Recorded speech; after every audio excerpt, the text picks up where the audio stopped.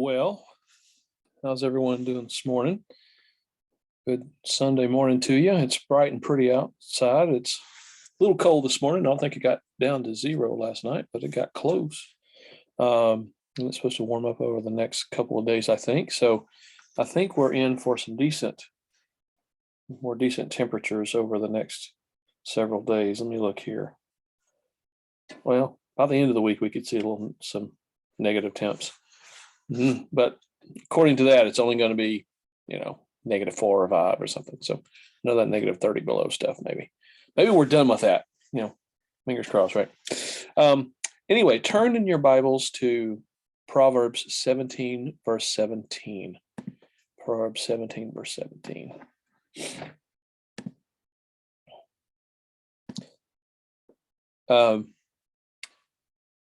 I hope everyone's going to have a good day with their families today. It sounds like a lot of us are involved in family activities. Sister Lynn and Sister Teresa have family over at their place to help them shovel. Sister Shaw's niece has agreed to go to church with Cheryl and Carrie, and Sister Shaw's with them. Sister Barbara has her family up, and they're enjoying the day, and Sister Scott's family is up. So we've got 3 nephews and Janice's Sister Scott's sister and Sister Scott's niece. So we spent some time out on the snow yesterday, and we made it back in one piece, though there were a couple of close calls. Whew, it was an adventure. And then today we're supposed to head to Augusta, and tomorrow we're supposed to go out and have some more fun in the snow. Well, this fun is wearing me out. Anyway, but family, it seems like the time right now for family. I think it is winter break, I believe, across the state. So maybe that's why there's so much of this kind of stuff going on. So in keeping with that, let's talk about it. Proverbs 17, verse 17 says, "Friends love all the time, and kinsfolk are born for times of trouble." Or brothers are born for times of trouble. Family is born for times of trouble. Today, I want to talk to you about the title, Family Shfamily. So let's pray, and then we'll go into the word. God would love you today. We ask you right now to touch our minds and hearts. Let us hear the word. We ask you, Lord, let everyone stay healthy, safe, free of COVID. Help everyone be okay, God, and enjoy the time with their families over the next few days. And just keep us all safe and heal our nation and heal our communities and our families. In Jesus' name, amen. Family Shfamily. If it wasn't for family, I don't think Hallmark would be in business. Let's face it, that's the majority of what their cards go to. And in fact, all the things that seem to make this life worth living and make it special, family is involved in almost all of it. It's all kind of a part of it. It's who we share holidays with. It's who we share disappointments with. The passing of loved ones, it's easier to bear because there are other family members around us. The birth of new ones into the family, birthdays and holidays, and it's just family that seems to make all that worthwhile. And yet, sometimes it's also family that drives us bananas. Sometimes it's family that seems to cause us the most ulcers. But you can't have one without the other. You can't have the good without that bad. And in fact, even though sometimes it seems that family can cause us a lot of stress and harm and sleepless nights, people who don't have people around them, family, they wind up dying younger, and they suffer from other maladies. I think it was the Lord who said that it is good for two. If you share the road with a friend, one falls, then you got the friend there to help you. But if you're alone, woe to the guy who walks the road alone. So why does it matter? Well, I want you to look at our text again. Friends love all the time, and kinsfolk are born for times of trouble. There it is. That's why it matters. Because whatever you're going through, your family is more than likely going to be the ones that are going to be with you, go through it with you. You're going to have options that you don't have if you were alone. You're going to have strength and a resource. You've got a place of safety that you can go that you wouldn't have otherwise. When you're going through times of trouble, family is one of the things that keeps you having hope and keeps you feeling like it's worth going to the next day. It's across America today, and throughout the week and throughout the year, there are moms and there are dads that the reason they get up and go to work in the morning is because they know they got kids that are going to need to eat, and they got kids that are going to need clothes. Why are they doing that? Because it's family. It's family motivating them. It's family that gives them a reason to go on and on and on. All of the other reasons we have, sometimes they seem awfully abstract and exercises of our imagination and thinking. We think, well, I do it for my fellow man. Well, fellow man sounds good, but you're not. That's sounds awfully like a stranger too. What fellow man? Who's that? Right? I do it for my country. Well, okay, it's good to do for your country, but does your country feel like whatever's going on right there in Presque Isle? Is that, it's kind of a nebulous thing. But family, they're always there. They're a real people you can hug and touch and talk to, and it gives you something tangible to fight for. And they're going to be with you in times of trouble. They're going to be devoted to you. Friends love all the time, even when they're mad at you. In fact, sometimes the fact that someone's really mad at you, well, it's because they really love you. People who don't get mad at you and don't seem to be affected by whatever it is you do, well, probably don't care about you very much. So even when they're causing you stress and trouble, or even when they're coming down on you, maybe because you did something you shouldn't have done too, all of that is proof that they are vested in you and in the relationship. So that's one reason why family matters. Then we have our text. Behold, how good and pleasant it is. I'm sorry, that wasn't our text. I've just covered our text, didn't I? We have another verse here, Psalm 133:1. Behold, how good and pleasant it is when brothers dwell together in unity. When they dwell in unity, there's nothing else quite like it. There's nothing else quite like it. So sometimes we weather the tough times and the troubled times and the arguments and stuff, because there's also those times whenever having them there and enjoying moments of conversation where you can talk and have someone else who understands where you're coming from. They grew up where you grew up. Maybe they grew up in the same house you grew up in, or maybe they were there helping to raise you, or maybe you helped raise them. And so there's this bond, there's this common understanding, this shared trove of experience, where you can speak a language and they can speak a language that really only the family gets.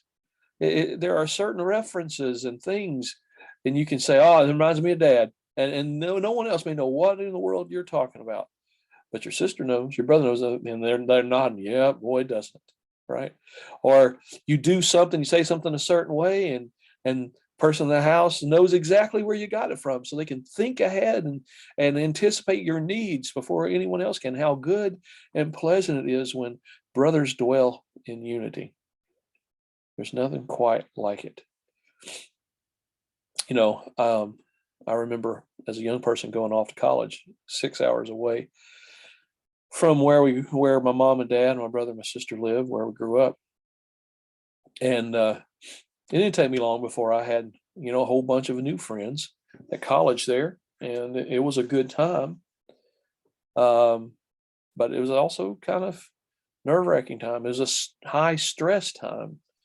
And what made it high stress is all of a sudden I had none of those comfortable back backing, none of that comfortable support system, no places I could just kind of lean and know it was going to hold me up whenever things got tough. Because sure, these new people were my friends, but they didn't know me that well. They didn't understand my needs the way my family did. And so it was tough. Well, when you're young, that's probably the best time to do that.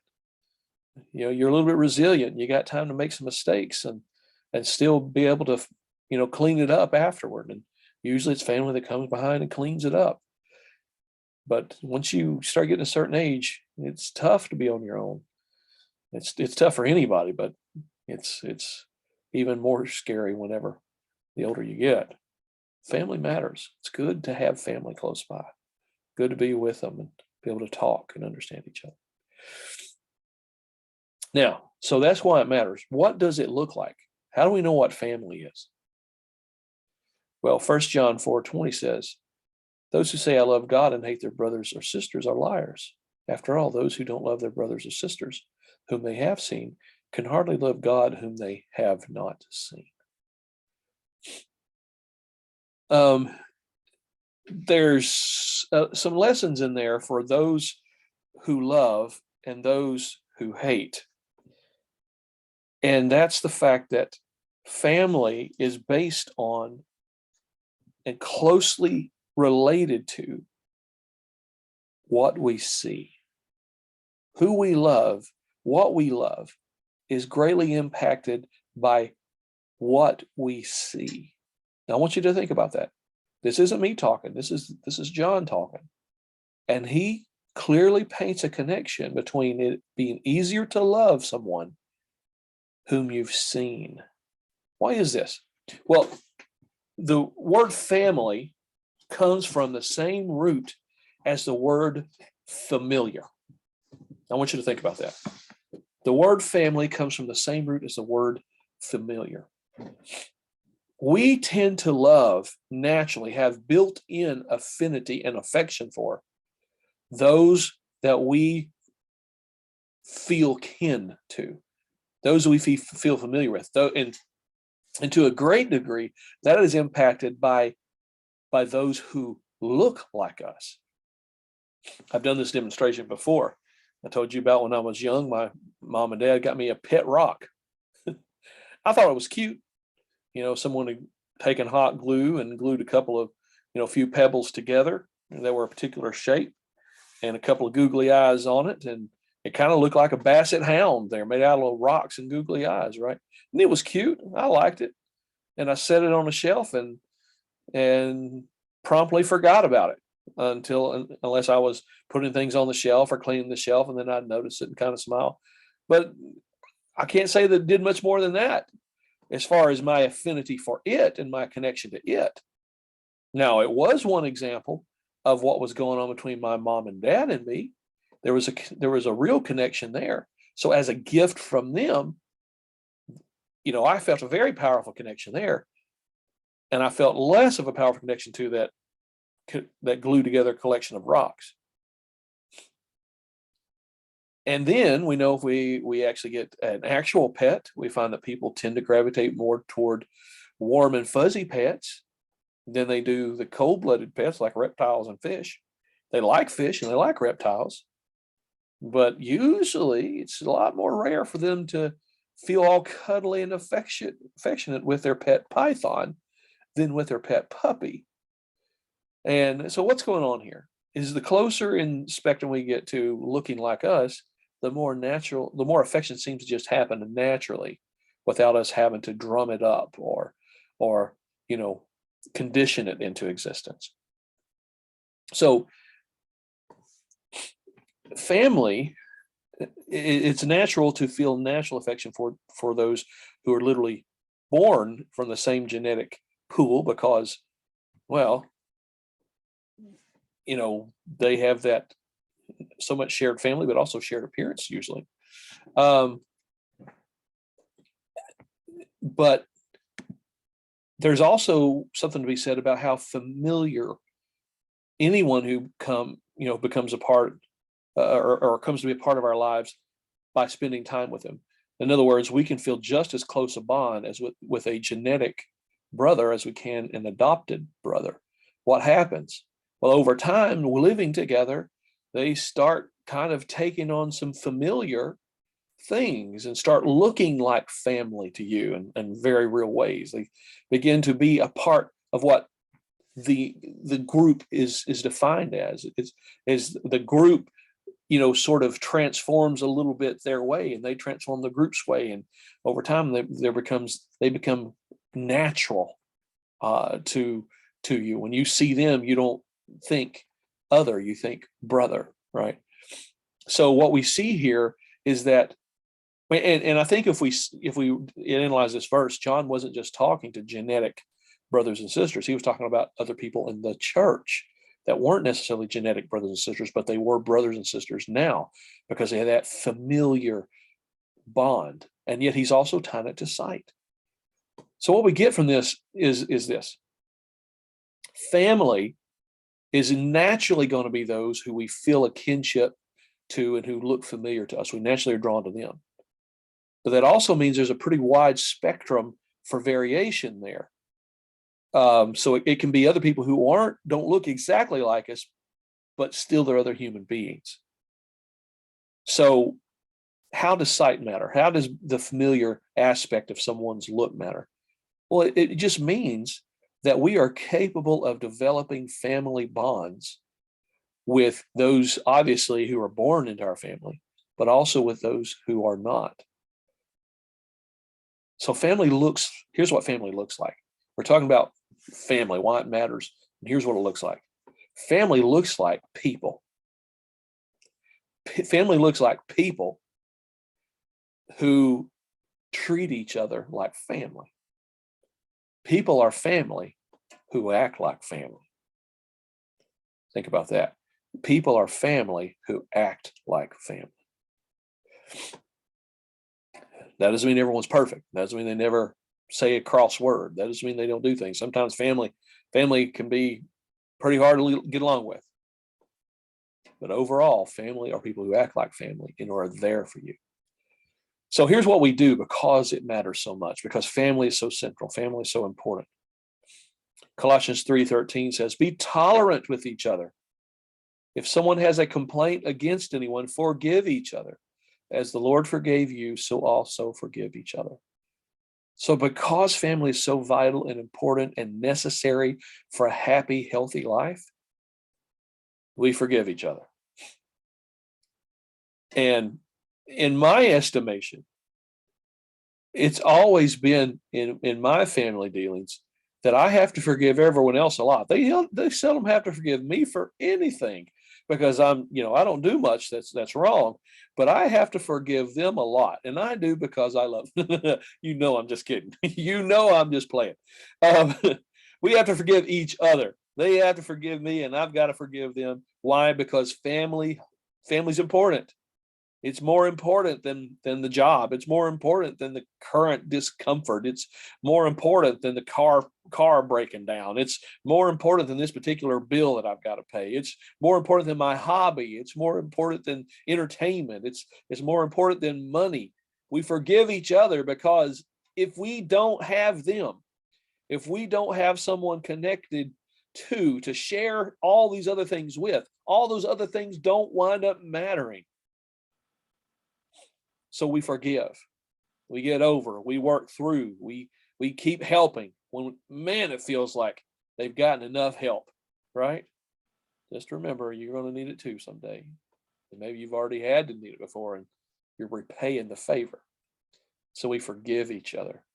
If we've got a complaint, well, we try to work through it, but we forgive each other. We're tolerant. We put up with stuff, even when it feels like, it wears us out. Proverbs 11:29. Those who trouble their family will inherit the wind. The fool will be servant to the wise. First part of that verse is what matters for our lesson today. Those who trouble their family will inherit the wind. That's Solomon's way of saying, if you keep making trouble for your family, you get left out in the cold. And let me tell you, this time of year in northern Maine, we understand how cold the wind can be. I want to inherit more than wind. I'm not looking to inherit riches. I'm not looking to inherit land. I'm not looking to inherit those kinds of things. I want to inherit a connection, a reputation, a bond, a group of people around me that will hold me close whenever I need them to. I want that. That's what matters. That's what makes it all beautiful. And if I go disturbing that safety net of human connection, if I go troubling that, and if I go damaging that, and I go, breaking it, if I go destroying it, how unreasonable it is for me to expect that in the future, when the cold wind comes, that's all I've got is that cold wind, because I have spurned and torn and pushed all the ones that would have been there to shelter me from the wind, to stand between me and the wind. I push them away. So what we do, because family matters, is we don't do things. We avoid, even when we're angry, even when they frustrate, we avoid doing things that cut that connection, that damage that relationship so badly that they push us away and that they're no longer there. Exodus 20, verse 12 says, honor your father and mother so that your life will be long on the land that the Lord God has given you. Honor your father and mother because you'll live longer. What does that mean? Well, there's a lot of reasons why that's true. Your father and mother happen to be connected to all the other family. Your father and mother, most often, I mean, there's always exceptions to any rule. There are fathers and mothers that aren't so wise, and there are fathers and mothers that are abusive, and I get all that. But generally speaking, your father and mother, having lived longer than you, have got some good words to say, some advice, some wisdom that would save you a whole lot of heartache and pain and keep you alive longer. So because family matters, we show deference to our elders. We honor our elders. We listen to them, and we give them time, knowing that how we treat them, it's kind of becomes, here's the thing, our relationship with our parents and our relationship with brothers and our relationship with our children too, these relationships are so archetypal. They're so foundational, and that they're models that shape the way our brains categorize and interpret and work with every other human being on the planet. It's, I remember when I started dating Sister Scott, and I went up to Dallas, Fort Worth. We were both in school in Houston, and went up to Dallas, Fort Worth to meet her family for the first time. And very different kind of family from the one I grew up in. Very different kind of pace and tempo and tenor. And I felt a little bit disoriented while I was there and not sure how things worked and who was about to say what. And it was just very different from the way I grew up. And I said, I didn't really understand just why that mattered so much. I just knew it was different. Well, here's why it mattered so much, because guess what? Mine and Sister Scott's household, it wound up emulating a whole lot of the ways that family worked. Why? Because Sister Scott brought that into our family, and I did the exact same coming from our other side. Like, for instance, my dad was never really good at communicating, and he tended to, when things got tense around the house, he tended to either he walled himself off by going and working all the time. And if I'm not careful, I can tend to do that, respond that same way when things get tough between Sister Scott and I, or me and the kids. I can tend to go do other things and just avoid the conversation and talking about it, right? So honoring your father and mother is important because you basically are you're demonstrating these basic foundational models that you are then going to repeat in your relationship with others.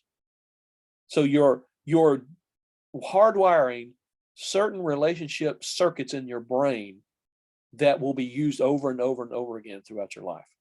It's hard to get away from how you treated your immediate family ever, even when you're with other family or new friends. So honor your father and mother. Practice, be sure, check that relationship. Be sure that you're doing what you should do as a good son and a good daughter. Honor your brother and sister. Be sure you're doing what you're doing as a good brother or a good sister yourself, and demonstrate that, because what you're doing is you are demonstrating the core code, really. I mean, if we were to think of our brains like computers, you're kind of demonstrating what is one of some of the core code for how you're going to do socialization all your life. It's always going to be there. Jamaica Kincaid, if you've never read Jamaica Kincaid, she's an amazing writer. At times she can be very funny, comical at times, will have you laughing, but also at other times she can be very poignant and talk about heavy stuff and sad stuff. And she writes mostly about her relationship with her mom. And she didn't have a good relationship with her mom based on what she's written. Now, sometimes maybe in the creative interest, maybe she embellished or something, because she's not trying to write a history. She's trying to grapple with the emotional facts and feelings of a relationship. But in one essay called The Estrangement, it deals with the death of her mom. And she's wrestling with the fact that this woman, who, by the way, the West Indies is where she grew up and where her mom lived forever. And that's the island of Antigua. So that's down in the Caribbean and stuff. She left as a young child. She wanted to get away. She wanted to get away from her mom. She wanted to get away from Antigua. And she wound up coming to New York to study, and she wound up becoming a writer. And to her mom's dying day, her mom never seemed to affirm, the idea that a person can make their living writing, and a woman shouldn't do that. A woman's supposed to be a good wife and stay at home and raise kids and do all this sort of thing. And unless it was one of the few acceptable, hardworking female type jobs that the peoples of her hometown thought were legitimate. And so she's dealing with this, her mom who died, who she was estranged from, who she hadn't hardly ever talked to, because they never could seem to have a civil conversation. And she makes the remark that whenever my mom died, it wasn't so much the fact that she was dead that surprised me. It was the idea that someone like her, a powerful force like her, could ever be quieted. Now think about that. Here's this woman was estranged, distant. They didn't have a good relationship. And even in that, Jamaica Kincaid says, it's like her voice was always in my head, always talking to me, always criticizing me in this case. And here, after her mom's death, she's looking at her own child, and constantly she's hearing her voice's mom in her head and measuring how she's parenting versus how she was parented by this woman who had just passed away. Father and mother, these are foundational relationships. We'd never get away from them. You will hear your father, you will hear your mother, you will hear your brother and your sister. You will hear your children. You will hear their voices in your ear the rest of your life until the day you die. Even if they're gone, even if they're away.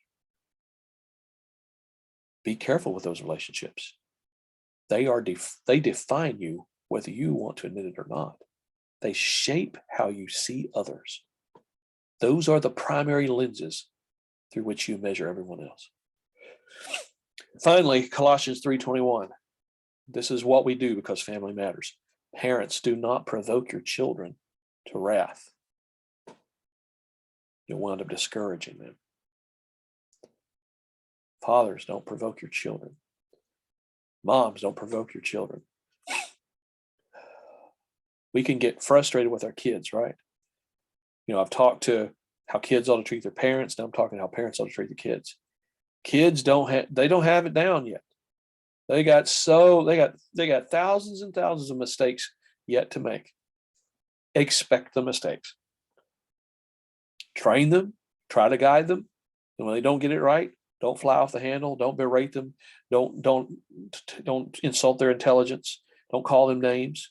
Understand, yep, kids got it wrong. Let's go over it again. And when they get frustrated because they don't want to have to go over it again, that's okay. Be patient, but insist. But don't provoke them to wrath. Don't abuse. Don't become vengeful. Don't become angry. Don't needle them. Don't berate them. Don't badger them. Don't tease and tease and tease them. Family matters. We parents, we're going to probably need those kids in the future. And they're going to need us.